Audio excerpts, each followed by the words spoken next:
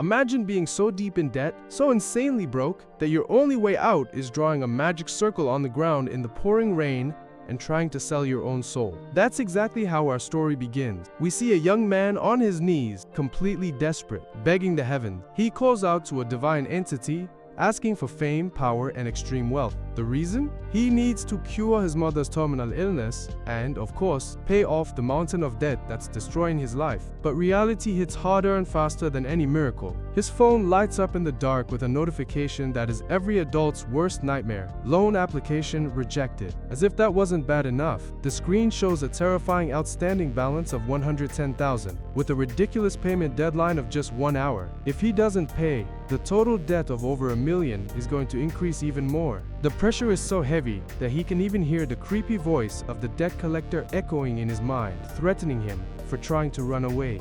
Out of time and out of hope, the kid makes his final decision. He screams into the void, willingly offering his own body and soul to whatever entity is listening, accepting to become a servant, trash, a subordinate, anything to escape that hell. Turns out someone or something hurt him. The scene cuts and suddenly we hear a groan of pain. But the person who opens his eyes is no longer the debt-ridden kid. Let me introduce you to our real protagonist, a guy who, until a second ago, was just an ordinary corporate worker, a true slave to the system, working himself to exhaustion at the office. He wakes up with the worst headache of his life, completely disoriented. The first thing that comes to his mind? I still have a backlog of work. I need to go back and finish my project. Yep, the guy literally just reincarnated and can only think about his corporate deadlines. But as he looks at his own hands and feels his surroundings, it starts to click. That face isn't his. That body isn't his. Where the hell did he end up? The answer to his confusion appears in the form of a glowing, floating magical book. The book speaks up and says, "Congratulations, young man. You have successfully summoned me." And as a reward, the book says he's entitled to 3 wishes, literally anything he desired. In that moment, our protagonist's nerd brain goes into overdrive. A talking book. Magic, wishes. He instantly realizes he's fallen victim to the good old isekai trope and ended up in another world. And if he reincarnated with wishes, that can only mean he got his overpowered protagonist cheat skill. But our guy is ambitious. He thinks 3 wishes is way too low for a main character. So with a confident smirk on his face, he decides to do what we've always wanted to try with a genie. Exploit a loophole in the system. He points at the book and says, "My first wish is, I want 10 more wishes." Genius, right? A flawless plan to break the rules in the very first minute of his new life. Except, the spell backfired. The book's aura shifts from bright and friendly to a terrifying, purple, demonic presence. A sinister, monstrous laugh echoes out. The demon mocks his attempt to cheat the system and drops a bomb. The protagonist is a brand new soul. Our hero is completely lost. Soul? Contract? What kind of crazy monster are you? That's when the demon explains the horrifying truth, calling him a foolish human. The original owner of that body used his flesh and soul to seal the contract. The demon already devoured the original kid's soul, but right at the exact moment he was about to take control of the empty vessel, our protagonist's soul dropped out of nowhere and took over. The demon gives a dark smile and asks, "You, who stole this body that should be mine, that means you belong to me too, don't you?" Reality hits our protagonist like a truck. This isn't a protagonist cheat skill. This is a shameless contract fraud. A literal buy one get two scam. The demon took the other guy's soul and now wants to enslave his as a free bonus. Desperate, our hero decides the best strategy is to turn around and run as fast as possible. But you can't just run away from a demonic pact. The demon warns him in a sadistic tone that he forgot to mention one tiny detail. Once the contract is signed, even the slightest intention of breaking it results in excruciating punishment. Suddenly, our protagonist's body bursts into magical flames. He screams in absolute agony as he burns from the inside out, collapsing to the ground. The demon looks at him with utter boredom, calling him a pathetic, weak soul, muttering that it would be better if he just died. But here's where things get interesting. You don't survive the modern corporate world without learning to read the fine print. Fighting through the pain, our protagonist activates his devil's advocate mode and starts using Earth's contract logic. He screams that, according to corporate rules, If a breach of contract happens due to force majeure, like the interference of the other party, he gets an exemption. If he can't fulfill the deal because the demon himself is in the way, it's the demon's fault, and therefore, the monster has no right to use that as an excuse to kill him. The demon is absolutely stunned. A tiny, insignificant human using contract logic against a demon lord? Our protagonist notices the hesitation and plays his final card. I know you're strong. You could have killed me in the blink of an eye, but you didn't. You're testing me to see if I'm useful. So, have I proven I'm worthy of a new contract yet? The demon's response is a booming, insane laugh. He finds the whole situation hilarious. Our hero is the first mortal in history who had the guts to bargain for his life in the middle of a lethal punishment. The demon admits his curiosity has been sparked and makes a new offer. If the kid can grant just one of his wishes, he'll get his life back. Sounds like a sweet deal, right? Just one wish. But remember, we're dealing with a cunning demon. The creature leans in and says, "My only wish is that you grant me 999 more wishes." Our protagonist's eyes widen. The bastard blatantly plagiarized his idea. The demon used the infinite wishes loophole against him. And to make matters worse, the demon tells him he has exactly 1 minute of life left before his body collapses. What is he gonna do? Die out of pride? Or sign a slavery contract with the plagiarizer from hell? Out of options, he grits his teeth and yells, "Fine, I'll sign it!" A mystical blazing parchment appears on screen. It's an official soul contract, demanding that young Zhou Chen fulfill no less than 999 conditions. Only when all of them are completed will he receive his reward. The contract is sealed. With his life secured for the time being, we see our protagonist limping through the dark street, torn clothes, aching body. He finally arrives in front of a rundown, crumbling apartment building. He thinks to himself that he hopes nobody sees him in this pathetic state, cursing the demon for just dumping him there alone. The demon simply said, "I will make contact when I need you. Live your life for now." Our guy tries to calm down. After all, he survived corporate labor, so serving a demon lord is practically just a change of management. He decides to take it one day at a time. But fate absolutely hates this kid. He opens the door and steps into the original owner's apartment. The place is a complete dump, showing that the family was incredibly impoverished. While inspecting the floor, he spots a blood-stained document. When he reads it, his eyes widen in pure horror. It's a loan contract where the collateral was, literally, 2 liters of human blood all at once. What kind of insanity is this? And before he can even process how crazy this new life is, a shout echoes behind him. "There you are, you little brat!" A giant fist flies toward the screen and wham! Our hero takes a devastating punch straight to the face. Apparently surviving demons was the easy part. The hard part is going to be surviving the debt collectors of this new world. The boss of this little gang steps in, casually smoking a cigarette. He tells his guys not to beat the kid to death, noting that since the boy is a magic user, his body is naturally tougher than a normal human. Our protagonist, still dizzy and spitting blood, looks up and asks the million-dollar question, "Who the hell are you guys?" The thug scoffs like he just heard a bad joke. He asks our guy if he's high, reminding him about last week's debt. Then, he drops a completely sickening line. He asks why the kid's old lady hasn't shown up to sell her blood to pay off the debt yet. He actually laughs, wondering out loud if she's already dead. Now, if there is one rule in anime and manhwa, it's that you never talk trash about the protagonist's mother. But this thug didn't get the memo. He stands over our bleeding hero and just unloads on him.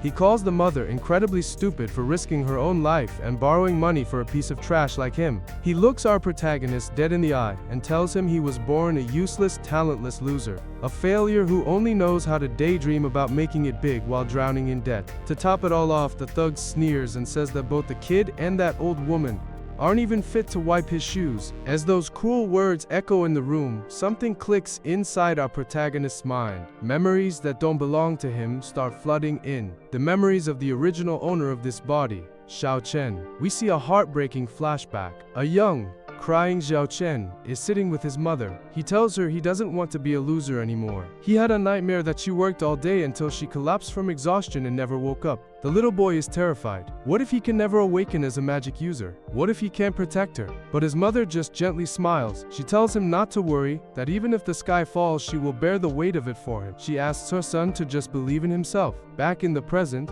our corporate slave turned MC feels a sharp pang in his chest. These aren't his original memories, but the raw, pure emotion of the kid's love for his mother courses through his veins. And suddenly, being beaten up isn't just annoying anymore, it's personal. The thug, totally clueless about the beast he's waking up, kicks our hero again. "Hey, you piece of trash! Why aren't you saying anything? Another thug warns him that one more hit might actually kill the kid.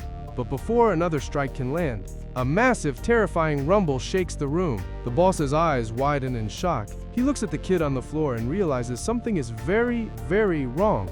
A blinding, intense aura erupts from our protagonist's body. The boss can't believe it. This aura, did this kid just advance to the stellar level? Our protagonist slowly rises to his feet, bathed in a glowing, crackling energy. He glares at the thugs, his eyes glowing with newfound power. What's wrong with a low-level guy like me wanting to stand up, he asks. He cracks his neck, utterly done with their trash talk. You guys just don't stop talking nonsense. You are way too annoying. Shut up! The boss grits his teeth. He tries to play it cool, noting that the kid is supposedly only at rank E level 2, but just has a really sharp tongue. He signals his top goon, a guy named Jun, to go teach the brat a lesson. Break an arm or a leg, he orders. Jun charges in with a cruel smile. But our protagonist's analytical mind is already working at light speed. He realizes that, on paper, the thug's energy levels are technically much higher than his rank E stats. But as Jun throws a lightning-fast punch, everything seems to move in slow motion. I can see your movements perfectly, the MC realizes. He effortlessly dodges the strike.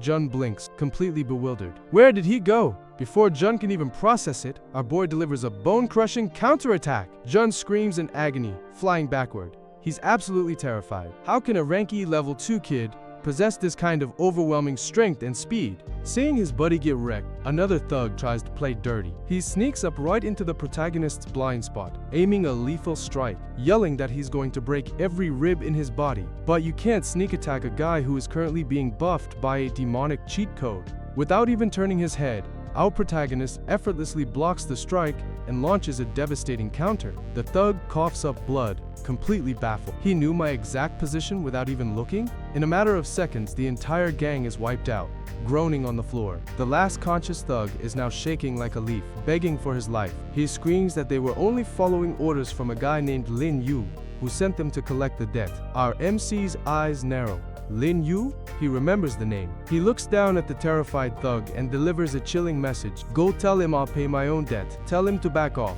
Now take your trash friends and get the hell out of here. The thug scrambles away, leaving our hero alone in the wrecked apartment. But he knows he's not actually alone. He speaks to the empty air. You were watching, weren't you? Suddenly, the demonic book materializes from a purple portal. The entity is actually impressed, praising the boy for his incredibly sharp senses. Our MC grins. He admits he felt a strange, massive surge of energy in his body and figured the demon was helping him out in secret. The entity scoffs, telling him that if it hadn't temporarily lent him some power, he would have been beaten to dust. But instead of being grateful, our MC's gamer brain lights up like a Christmas tree. I get it now, boss, he shouts enthusiastically. You are my ultimate cheat skill. If you just lend me your power from now on, I won't have to be afraid of anyone. Of course, the demon instantly shuts down his hype. The entity growls, warning the kid that demonic power isn't a toy for a fragile human to play with. He tells our hero that he got incredibly lucky his physical limits weren't shattered. If his body had been just a bit weaker, the sheer pressure of the borrowed power would have literally exploded him from the inside out before the thugs even touched him. Our MC sighs, disappointed that his new boss isn't a free infinite battery. So working for you has no perks right now, he grumbles, but he quickly pivots, pointing out that if the demon helps him get stronger, it'll be easier for him to grant those 999 wishes, right? The demon assures him that rewards will come as the contract progresses, but strictly warns him against trying to borrow power again, unless he has a death wish. But internally, the entity is actually shocked. The power output the kid managed to handle completely exceeded its expectation. The control was flawlessly stable. The demon looks at the boy and wonders, could this fragile human actually be the turning point of my destiny? With the immediate threat gone, our MC gets down to business. Alright, about your second wish, you want me to help make it a reality, right? Don't overthink it, I used to do this a lot. What's the wish? But the all-powerful demon just kind of floats there and awkwardly says, I haven't decided yet. You'll know when the time is right. Our protagonist blinks. Okay, so what am I supposed to do right now? The demon basically hits him with the ultimate boss response. Who cares? Do whatever you want, and vanishes back into its portal. Our hero is left standing in a messy room, completely dumbfounded. He lets out a massive sigh. He literally knows absolutely nothing about this new world. No maps, no contacts, no money. He was really hoping the demon would drop a main quest so he'd have a goal to follow. But nope, it looks like he just spawned into a massive RPG with zero tutorials, and a boss that leaves him on read. Alright, with the trash officially taken out, and the apartment looking like a demolition site, our protagonist realizes he needs to do some serious data mining. He's got the body, he's got the demonic contract, but he has absolutely no clue who he's supposed to be in this world. He picks up the original kid's phone, which, thankfully, survived that beating better than the owner did, and starts scrolling. It's the usual stuff: unread messages, debt reminders, and some sketchy apps. He notes that if he is going to survive as this kid, he needs to understand the social hierarchy of this place. But then, he hits a message that kills the mood instantly. It's from someone labeled sister. The text is short, frantic, and smells like a plot hook. Mom collapsed. She's at Tianlan Hospital. Get here now. Our MC freezes. Even though he's a reincarnated corporate slave, those residual memories start tingling. It's that classic isekai trope where the original owner's emotions start bleeding into the new soul. No time for a tutorial or to check his stats. He's off to the hospital. He arrives at Tianlan Hospital looking like he just escaped a blender. Which, to be fair, he did. He finds the room, and there she is, the mom. She looks fragile, pale, and like she's been carrying the weight of the world on her shoulders. Our MC stands at the door, feeling a strange pang in his chest. In his past life, he was a slave to the office, but here, he's looking at the person the original kid was willing to sell his soul for. It's a heavy moment. But before he can even process the mom update, he's hit with the aggressive sibling update. His sister, Zhou Chen, is sitting by the bed, and she looks like she's ready to commit a felony. She's exhausted, her eyes are red, and as soon as she sees him, the boss music starts playing. Our MC tries to be the nice guy, apologizing for being late, but she isn't buying what he's selling. She explodes, and man, the guilt trip is real. She accuses him of being off cultivating or training his useless magic skills, while their mother was literally working 3 jobs and selling her own health just to cover his debts and tuition. To her, her brother isn't a hero, he's a financial black hole. She reveals the grim reality. Their mom worked herself into a coma, and they're so broke they can't even afford the ICU. The sister has officially reached her breaking point. She's done being the responsible one for a brother who only brings trouble. She pulls out a credit card, probably her last bit of savings, and slides it across the table like a divorce settlement. She tells him this is 6 months of living expenses. After this, they're strangers. No more phone calls, no more family dinners, just complete radio silence. She's taking over the care for their mom, and he's officially evicted from the family tree. Our MC stands there, taking the verbal lashing, realizing that his predecessor was a world-class loser. He wants to explain that he's a different soul, that he's got a demon book and cheat skills, but how do you tell your sister you've been isekai'd without sounding like you need a psych ward? He leaves the hospital with a heavy heart and a card full of goodbye money. Walking through the dark street, the city lights feeling colder than before, he's interrupted by his supernatural stalker. The demonic book, aka the entity, materializes out of thin air, floating around him with that smug, "I told you so" energy. The demon mocks him, laughing at how a mighty human can be so easily crushed by the words of a mere woman. The entity reminds him that she's just a stranger to his new soul, so why care? It's a classic devil on the shoulder moment, trying to bait our MC into becoming a cold, heartless powerhouse. But our MC has a different plan. He's not just some edgy protagonist, he's an analytical gamer. He looks at the book and asks the real questions. If I prove my worth, you'll make me stronger, right? He realizes that in this world, money and family issues are just debuffs that can be cleared with enough power. The demon's interest is piqued. It can see the MC's aura shifting, an intense blue energy that shouldn't belong to a level 2 scrub. The entity realizes that this fragile human might actually be the wildcard it's been looking for. It agrees to the deal. As long as the MC keeps surviving the impossible tasks of the 999 wish contract, the cheat skills will keep flowing. Now, let's pan away from our brooding hero and check in on the bad guys, because you can't have a manhwa without a shadowy organization. We head over to the Obsidian Club, the kind of place where the lighting is expensive and the people are dangerous. We meet the big boss, a guy who looks like he eats protein shakes for breakfast and debt collectors for lunch. He's sitting on a throne-like sofa, flanked by girls, and smoking a cigar that probably costs more than the MC's apartment. He's discussing investments and recoveries, looking like the final boss of a side quest. One of his top goons walks in, looking like he's about to deliver bad news to a lion. He reports the failure of the debt collection team. The boss is confused. He sent a squad to handle a kid who's officially ranked as a Rank E, level 2 inches nobody. How did they fail? The goon drops the bombshell. The kid didn't just resist, he wiped them out. And not just with luck, he showed speed and strength that rivals rank 3 veterans. The boss's eyes narrow behind his shades. In this world, power levels are everything. And a kid jumping ranks like that is a biological anomaly. He doesn't get angry, he gets curious. He realizes the kid is hiding his true rank, a classic pig eating a tiger scenario. Instead of sending an army, he orders his men to put a 24/7 tail on the kid. He wants to know what cheat code this boy is running. Cut to the next morning. Our MC is already on that Sigma male grind set. He's out in the park, jogging in a tracksuit that's seen better days, trying to calibrate his new body. He realizes that being a magic user isn't just about flashy spells, it's about physical optimization. While he's running, he encounters a local NPC,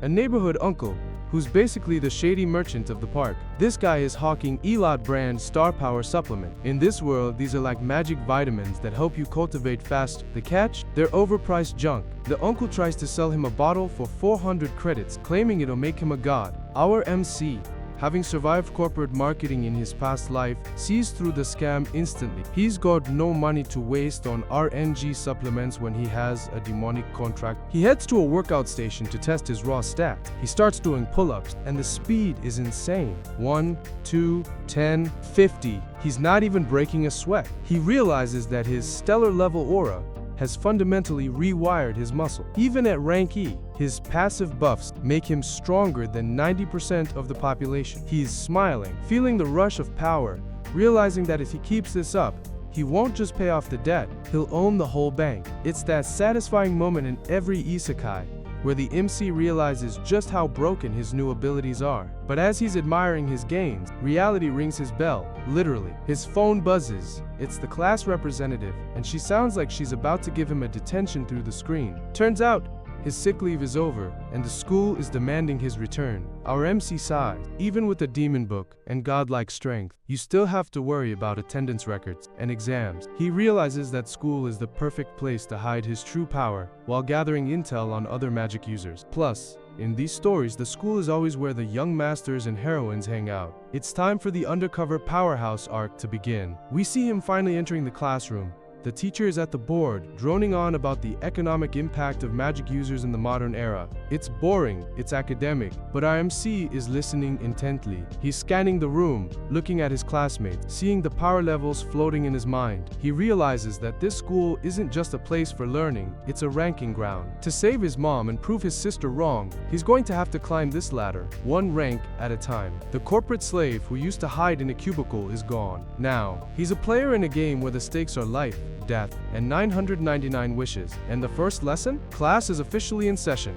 Before we jump back into the action, it's time for a quick lore drop, so you can understand just how massive the paywall in this world really is. The magic user ranking system is pretty straightforward, but brutally unforgiving. At the absolute bottom, you have rank E, levels 1 through 6. This is where our MC currently sits, officially at least. Above that is rank D, spanning levels 1 to 8. Then you hit rank C up to level 10, rank B up to level 12, and rank A up to level 14. But if you manage to reach the absolute peak of the system, you hit the mythical S rank. At that point, you're not just a magic user anymore. You're basically a walking god, capable of breaking the physical limits of humanity and awakening entirely new superpower. To match this hierarchy of power, the world itself is segregated into 5 massive zones, shaped like a giant dartboard. Zone 5, the outer ring, is basically the noob village. It's the slums where normal humans and rank E scrubs are forced to live.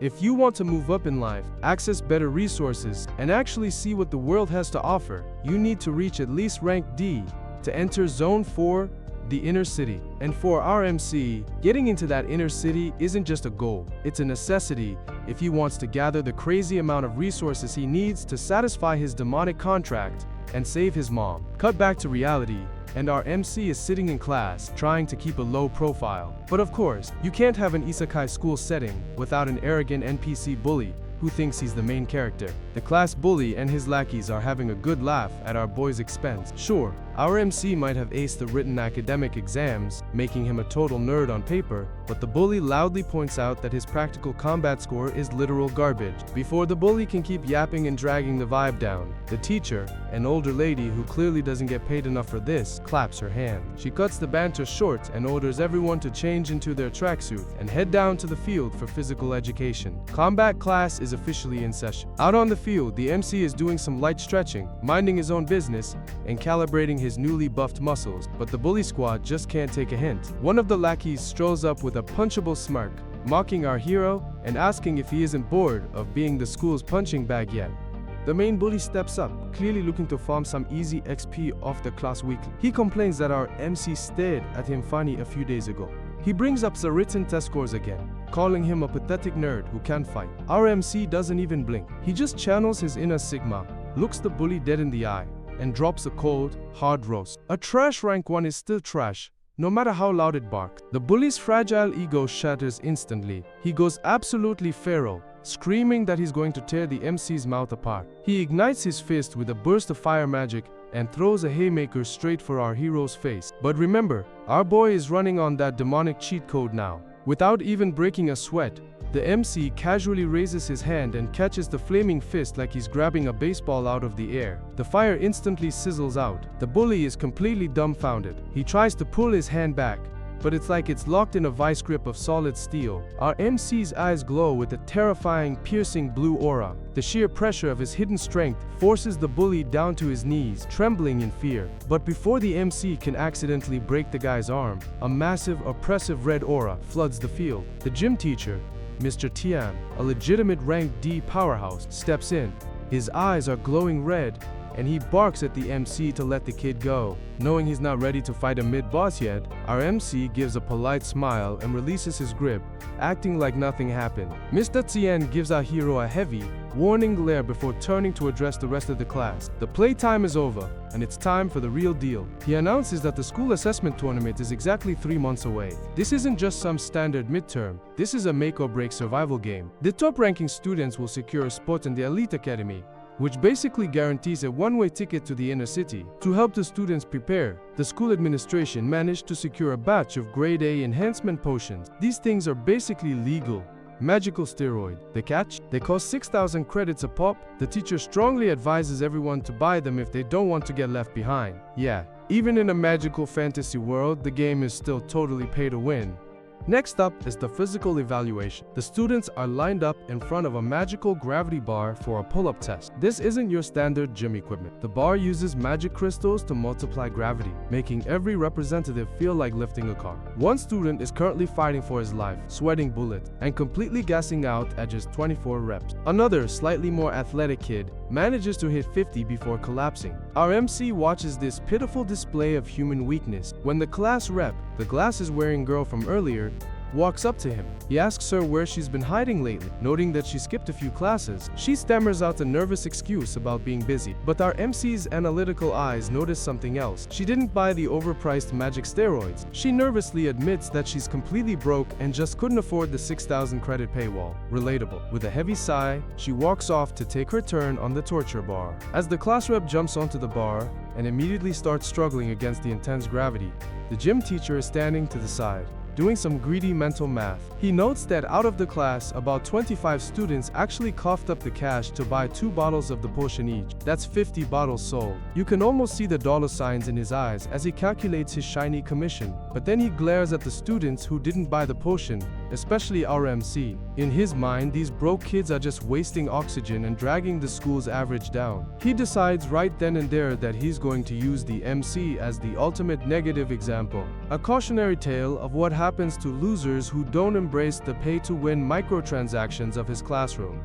Finally, it's our hero's turn. He steps up to the gravity bar, looking completely bored. It's time to show these NPCs what a real main character looks like. He grabs the metal bar, and the crystal wristbands immediately activate, glowing with energy as they start piling on the artificial gravity. The display lights up, 50 kilograms. Our MC doesn't even flinch. He pulls himself up effortlessly. The machine auto-adjusts, bumping the weight to 80 kilograms. Still nothing. The MC pushes his aura, and the machine screams as it hits its absolute max limit. With the gravity completely maxed out, he starts repping it out like he's lifting a couple of feathers. Boom, boom, boom. He casually hits almost 100 reps without breaking a single drop of sweat. The entire class goes dead silent. Jaws are literally hitting the floor. The bullies who were mocking him earlier look like they're questioning their entire existence. How is he doing this? He didn't even buy the potion. The gym teacher is completely frozen, sweating profusely. His eyes are wide with absolute shock as he analyzes the MC's movements. He realizes the horrifying truth. The MC's raw physical strength